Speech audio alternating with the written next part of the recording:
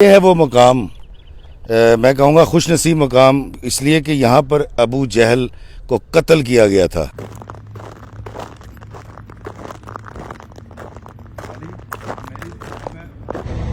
غزوہ بدر کے شہداء کے مقبرے پر آیا تو یہ دیکھیں دو بچے پاکستانی، ایک میرے بھائی ہیں، ان کے دو بچے اور ہم شکل ہیں۔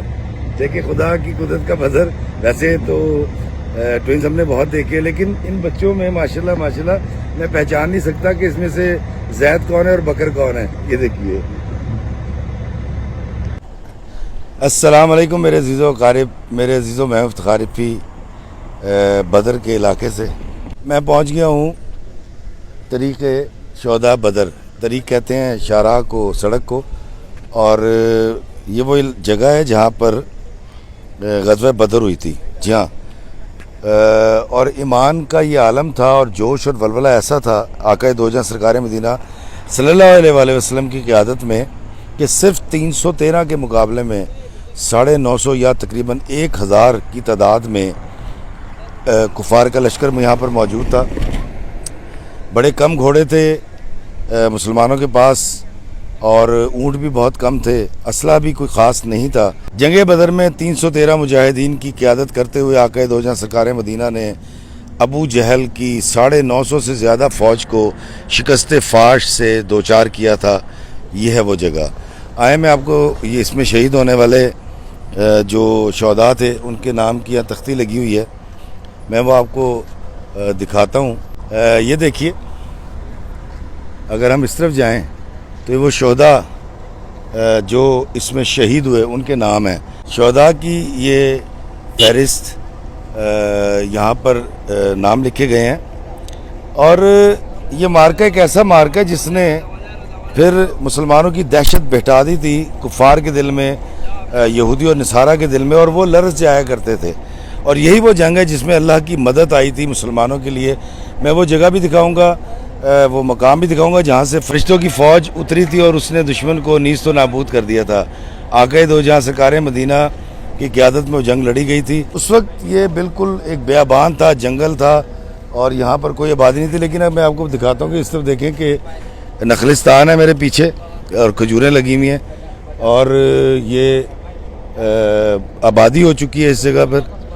اور میرے پیچھے اگر ہم یہ والے دیکھ سکیں، یہ لوگ یہ دیکھیں، یہ لوگ نیپال سے شاید یہ لوگ آئے ہیں اپنے لوگوں کے ساتھ، اور یہ بسیں جو ہیں یا جو گاڑیاں ہیں یہ ان حاجیوں کی ہیں جو مدینہ سے مکہ کی طرف جا رہے ہیں۔ اور یہ سامنے مقبرہ شہداء بدر وہ سامنے لکھا ہوا ہے۔ دوستو، جنگ بدر کے بارے میں جو کہا جاتا ہے کہ اللہ تعالیٰ نے فرشتوں کی فوج اتاری تھی جس نے پھر ابو جہل اور اس کی فوج کو نیست و نابود کر دیا تھا اور مسلمانوں کے لیے مدد آن پہنچی تھی، وہ میں جگہ آپ کو دکھاتا ہوں۔ وہ میرے پیچھے یہ جو دیوار ہے، کہتے ہیں یہ والا وہ مقام تھا، یہ والا میدان تھا جہاں پر اللہ تعالیٰ نے فرشتوں کی فوج اتاری تھی۔ اس دیوار پر اسماء شہداء بھی لکھے ہوئے تھے یہاں پر، جو اب مٹا دیے گئے ہیں، اس کے اوپر وائٹ واش کر دیا گیا ہے۔ اور یہ وہ جگہ ہے، یہ وہ دیوار ہے، کہا ہی جاتا ہے کہ یہاں پر فرشتوں کی فوج اتری تھی۔ اور پھر وہ میں میدان دکھاتا ہوں جہاں پر بیٹل فیلڈ تھا، اور پھر حق اور باطل کی جنگ ہوئی تھی، جو کہ حق جیت گیا تھا اور باطل ہار گیا تھا۔ دوستو، میرے پیچھے جو آپ دیکھ رہے ہیں، پیچھے یہ شہداء کا قبرستان ہے غزوہ بدر کے، اور یہ وہ جگہ ہے جہاں پر عارضی طور پر اس پر رہائش بھی رکھی گئی تھی، پڑاؤ یہاں تھا، اور یہی میدان جنگ بنا بعد میں۔ فجر کے بعد آقا دو جہاں سرکار مدینہ نے مسلمانوں کو حکم دیا تھا جنگ کا۔ یہ وہ سارا ایریا ہے جہاں پر پڑاؤ بھی تھا اور میدان جنگ بھی یہی تھا۔ یہ گھر جو آپ دیکھ رہے ہیں مٹی کے، یہ اسی دور کے گھر ہیں، کہا ہی جاتا ہے کہ اس دور کے گھر ہیں۔ اور اس جگہ پر یہ پورا بیٹل فیلڈ تھا، اور پھر یہیں شہداء کو دفن بھی کر دیا گیا۔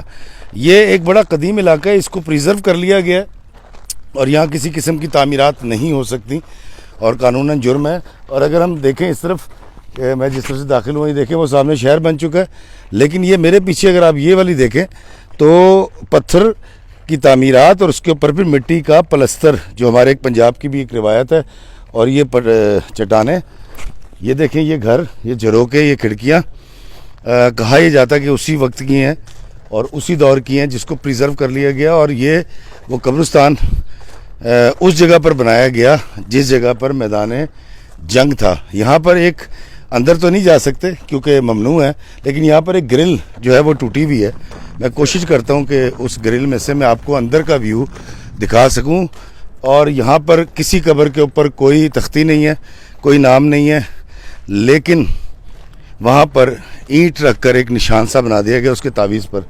یہ دیکھیں پرانے گھر, غزوہ بدر کے جو شہداء تھے یا جو صحابہ کرام تھے وہ یہاں پر ٹھہرے تھے. یہ اسی دور کی تعمیرات لگتی ہیں. اور یہ دیکھیے یہ سامنے, کیونکہ ممنوع ہے اس میں جانا, میں اس میں جاؤں گا نہیں, لیکن یہ سامنے جو آپ کو نظر آ رہی ہیں, بہت قریب آ چکا ہوں میں قبرستان سے, جس کے اندر دائرے بھی بنے ہوئے ہیں, لمبا بھی ہے, لیکن پتھر کھڑے کر دیے گئے ہیں. اور یہ بڑا دور تک پھیلا ہوا ہے. اگر ہم آگے آ کے دکھائیں, بہت دور تک پھیلا ہوا یہ قبرستان ہے. اور یہاں پر مسلمان شہداء کی قبریں ہیں. اور اس کے بعد بھی یہ قبرستان دیکھنے سے ایسا لگتا ہے کہ شاید مسلمان یہاں دفن ہوتے رہے, کیونکہ ایسی جگہوں پر, ایسی مقدس جگہوں پر دفن ہونا باعث اعزاز سمجھا جاتا ہے. 313 کی فوج تھی اور تقریباً 950 یا 1000 کے قریب ابو جہل کی فوج تھی. ان میں جو جنگ ہوئی اس میں اتنا بڑا میدان تو شہداء سے بھر نہیں سکتا. تو اسی میدان میں ان شہداء کی بھی قبریں ہیں جو غزوہ بدر میں شہید ہوئے, اور پھر اس کے بعد کے لوگوں نے, لگتا ایسا ہے کہ اس کے بعد بھی دفن کرتے رہے, کیونکہ بہت دور تک پھیلا ہوا قبرستان ہے جس میں جو مجھے نظر آ رہا ہے ہزاروں کی تعداد میں قبریں ہیں. اتنے لوگ تو جنگ بدر کے موقع پر دونوں اطراف سے بھی شامل نہیں تھے.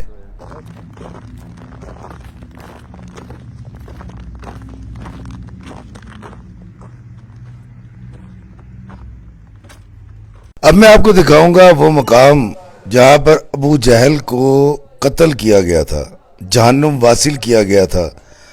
اور یہاں پر لوگ آج بھی آتے ہیں, اور ابو جہل کو جس جگہ پر قتل کیا گیا تھا وہاں پر پتھروں کی ایک بہت بڑی ڈھیری موجود ہے.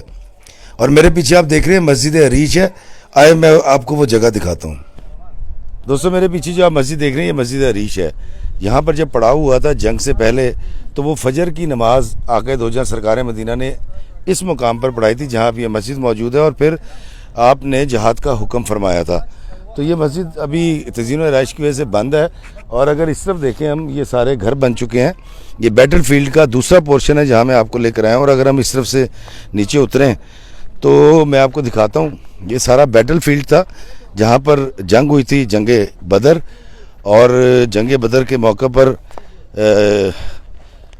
اللہ تعالیٰ کی جو ہے مدد بھی اتری تھی. اور میں آپ کو بتاتا ہوں کہ شہداء جس طرف دفن ہے وہ اس سڑک کے اس پار ہے, اس نخلستان کے اس پار ہے. تو وہ جنگ وہاں اور یہاں, یہ ایک میدان جنگ یہ تھا, بیٹل فیلڈ یہ تھا, وہ یہاں پر پھیلی ہوئی تھی. اب بیچ میں ایک سڑک بنا دی گئی ہے, اور اب نخلستان جو یہاں پر موجود ہے جہاں پر کھجوریں اگی ہوئی ہیں وہ بھی آپ نے دیکھی.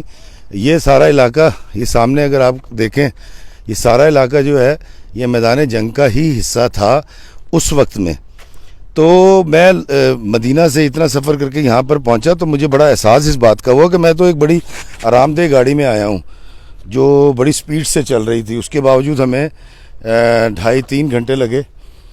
لیکن اس دور کے اندر آقا دو جہاں سرکار مدینہ صلی اللہ علیہ وآلہ وسلم اور صحابہ کرام کتنی صحبتیں, کتنی تکلیفیں اور کتنی اذیتیں برداشت کر کے یہاں تک پہنچے ہوں گے. اس وقت اونٹ یا گھوڑا جو بھی سواری کے لیے استعمال ہوتا تھا اس کی کیا رفتار ہوتی تھی, اور وہ کیسے سفر کرتا تھا ان سخلاق چٹانوں کے اندر سفر کرنا, وہ پہاڑی کراس کرنی, پھر وہاں پر آبی گزرگاہیں بھی ہوا کرتی تھی. تو یہاں پر لانے کا مجھے آپ کو ایک مقصد ہے.